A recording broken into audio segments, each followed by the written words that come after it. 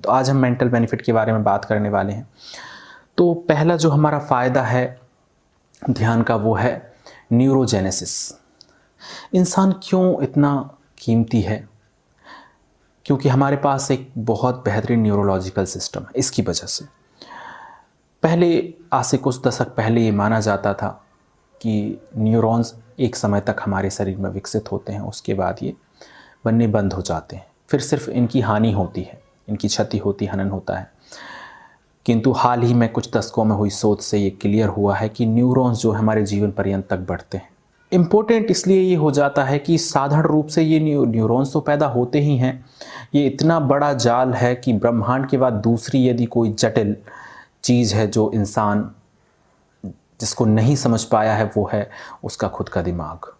और यही हमें मायने देता है, इंसान को और भी अधिक मायने देता है, क्योंकि हमारे पास और बेहतर न्यूरोलॉजिकल सिस्टम है।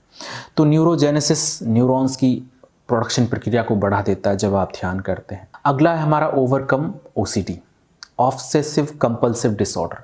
कई सारे लोगों में होता है कि लगातार एक ही एक बात के बारे में बार बार सोचते जाना, गोल गोल उस चक्र में फंस जाते हैं। उनका जो नियंत्रण है उस बात पर से खो जाता है। कई बार किसी को कुछ भय पकड़ लेता है, कोई चिंता पकड़ लेती है, वो नहीं चाहते उसमें खोना, किंतु फिर भी वो उससे मुक्त नहीं हो पाते हैं। ये उनकी मजबूरी हो जाती है। उसमें हमारा जो ध्यान है वो मदद करता है, उससे बाहर निकलने में मदद करता है। धीरे धीरे करके प्रक्रिया पर कंट्रोल बनाता है, नियंत्रण बनता है हमारा। और आपको एक स्वस्थ दिखने वाला व्यक्ति भी इस चक्र में उलझ जाएगा, आपको पता नहीं चलेगा। तो ये फ़ायदा। तीसरा हमारा फ़ायदा है सृजनात्मकता, क्रिएटिविटी बढ़ाता है। जब आप ध्यान करते हैं आप बहुत गहरे रूप से शांत महसूस करते हैं। शांत मन एक सृजनात्मक मन है।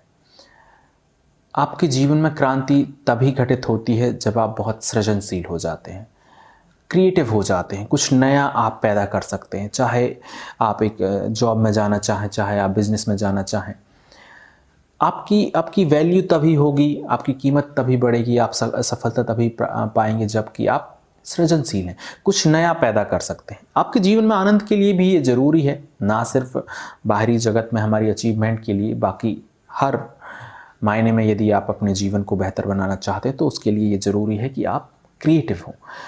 तो ध्यान आपके भीतर क्रिएटिविटी को बढ़ाएगा। अगला जो फ़ायदा है चौथा, बूस्ट लर्निंग एबिलिटी।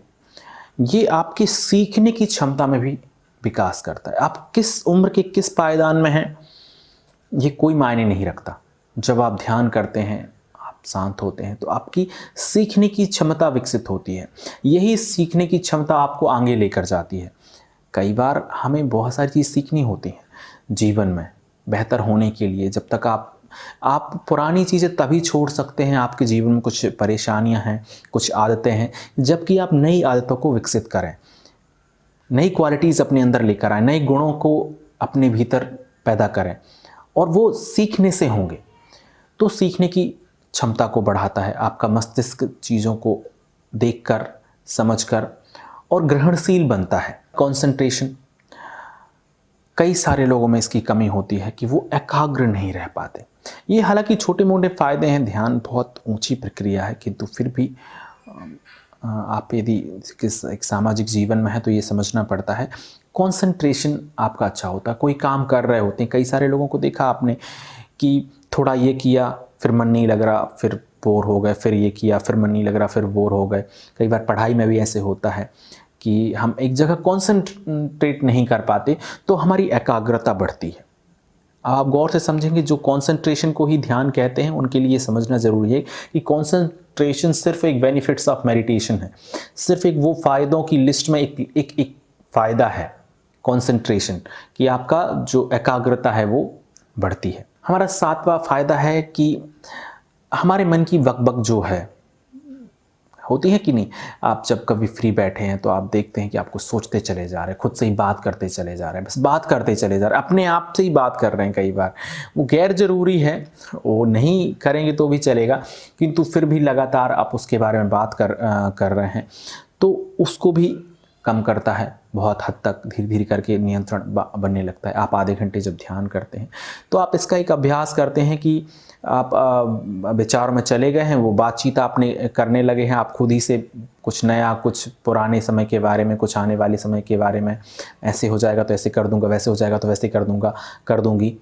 जो भी कुछ है, उसने ऐसे बोला तो मैं ऐसे बोल दूंगी, ये सब सोचते हैं। उससे आप थोड़ा सा रिलैक्स महसूस करते हैं। ये आधे घंटे का, 1 घंटे का समय धीरे धीरे करके आप में एक ये लेकर आता है कि वो बातचीत जो अनियंत्रित है वो धीरे धीरे करके कम होने लग जाती है, और ताकि आप और आपकी ऊर्जा भी बचती है इससे। अगला हमारा है कि संकल्प शक्ति।